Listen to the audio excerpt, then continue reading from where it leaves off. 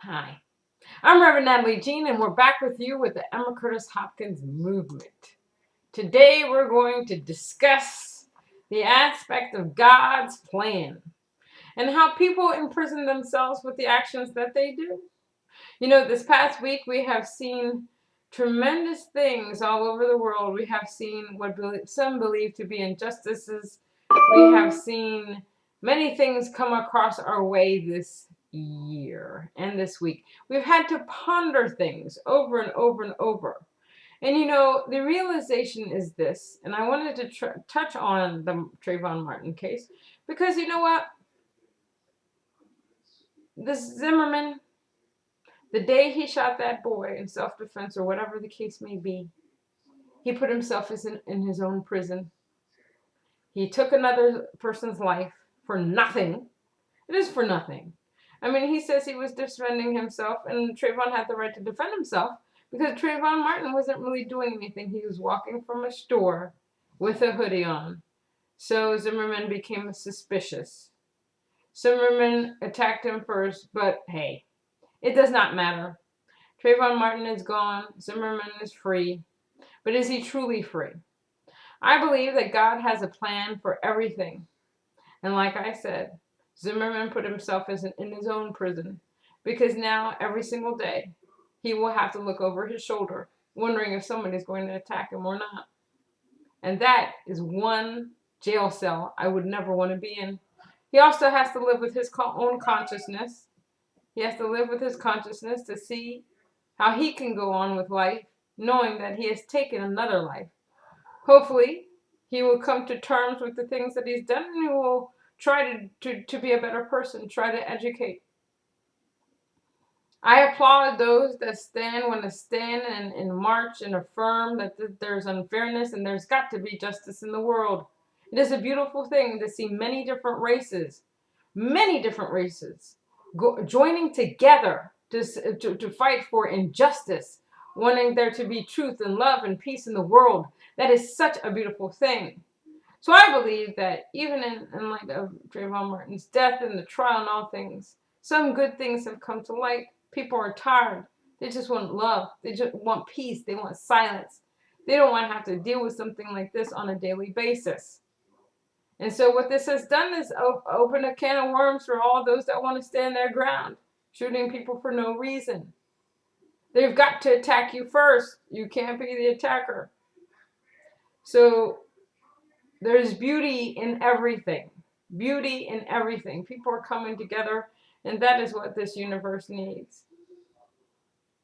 In our day today, and I was telling some other group that, in the 21st century, there shouldn't be injustices towards any type of minority. It just doesn't make sense to me. And for those people that say, well, they've got a black president, or you're just not going to understand. Things happened many, many years ago, and minorities are always trying to not think about the past, think about the atrocities that have happened to minorities over the years. But when things like this happen, it all comes rushing back. I myself went online to look at the hangings of former slaves. I found pieces of paper that said how much a slave was worth. They didn't even have a name, they had a number. So all these things come rushing through, and you come to think, how could a world have been like this? And how could some of these things still exist?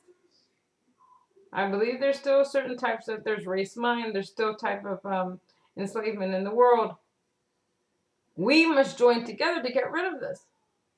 People say, oh, you gotta forget about this. Then we need to work together to understand one another, to get rid of the stereotypes, to get rid of the bigotry out here in the world. It takes way too much energy to hate, way too much energy to argue a point about why certain minorities or why minorities are still angry at certain situations, why they feel that they're profiled, why they feel that now Florida is a state where no black person should really live. And yet somebody from Florida might say that's not true. When innocent lives are being lost for nonsense, because people want to be vigilantes, then we have to really look at the core values of the people in the universe. It's not necessarily about the state of Florida, but it is the essence of what people truly believe is right versus wrong in our universe. And the way that we need to start this is that we need to start speaking the truth about our being. We truly need to start speaking the truth about our beings. We have to understand our connection to God. God above all things. God is a wonderful God. God moves us every single day in wonderful ways. And if we heed his message, if we listen to the truth, if we listen to the love that he is trying to interject into us, our lives would be greater. Our lives would be wonderful. Our lives would move at a wonderful pace. But we're so content to listen to the human. We want to listen to every aspect of the human. And even myself, I get caught up in the human too. You know, there's another aspect to this, you know. They always say, well, when you're spiritual, you turn the other cheek. You have to be calm. You have to be at peace. And that is a beautiful sentiment. And as a child of God, we are already born perfect. But we are all separate individuals. God created us all individually. And I believe that as spiritual people, there are times when you want to vent. You're not going to go curse somebody else. You might be in your room by yourself. You might cry. You might scream. Today, you know, I thought I'd lost one of my cats. I have a leash for my cat. I don't walk the cat, but I at least put the leash on the cat. And I put it around this pole outside for him to sit outside and just watch outside because that's what he loves to do. And I get on my bike, I do my workout, and I check on him from time to time. This morning I got up and he wasn't there. He'd gotten loose out of the leash. I was frantic.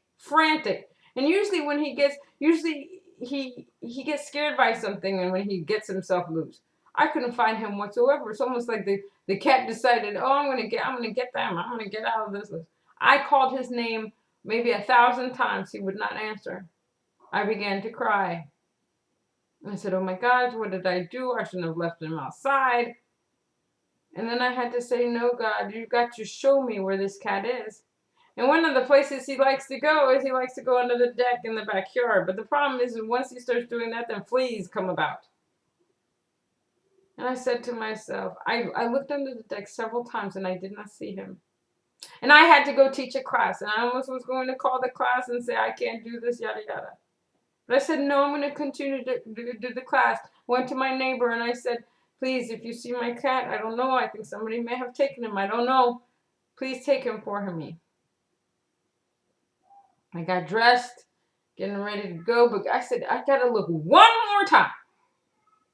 And lo and behold, I go under the deck. And this is a very small space. I see two little eyes. And I know those eyes very well. That's Christian right there under the deck. But I was frantic. I was crying. I was cursing. I was saying all kinds of things. Instead of saying, you know, peace be still. That wasn't the moment for that for me. But before I found Christian, I did take a moment. And I said, you know what? I said, there's nothing lost in spirit. God will show this. God will bring Christian back to me. I will see him. Went to the deck, and there he was. Calling. I called his name. He's just staring at me like, oh, you think I'm coming to you? So God gives me an idea. I had to go put some other clothes on. God gives me an idea to make some noise. The cat leaves. I go back under. I don't see the cat. Let's see. Gosh, where could he be? Here comes the cat running. I grab him. Woo! The cat starts to yell, hiss, bites me. I don't care. I'm so relieved that this cat is okay. He's only 1.5 at this point. But 1.5 and smart. He knows how to open the doors to the house. It's amazing. He will sit there and look and nod his head to the side and say, I see how they're doing this. I'm going to attempt this later. And I tell this story because of the way that I reacted to it at first. You know, at first I was calm, and then after an hour of looking for Christian, I became hysterical. I was crying because I've become attached to the cat. And I don't think there's anything wrong with that. I think you have to let loose. You have to let it go. You let it out of your system, you know. If somebody slaps you on the face, you don't turn the right cheek. You ask them why. And then you tell them not to do it again. I believe that there is a misconception with being spiritual. You must always stand up for yourself. So this lesson is about standing up for yourself and hope and gathering together in love and seeking justice for the universe. I hope that you seek the justice for yourself and for the world. Namaste.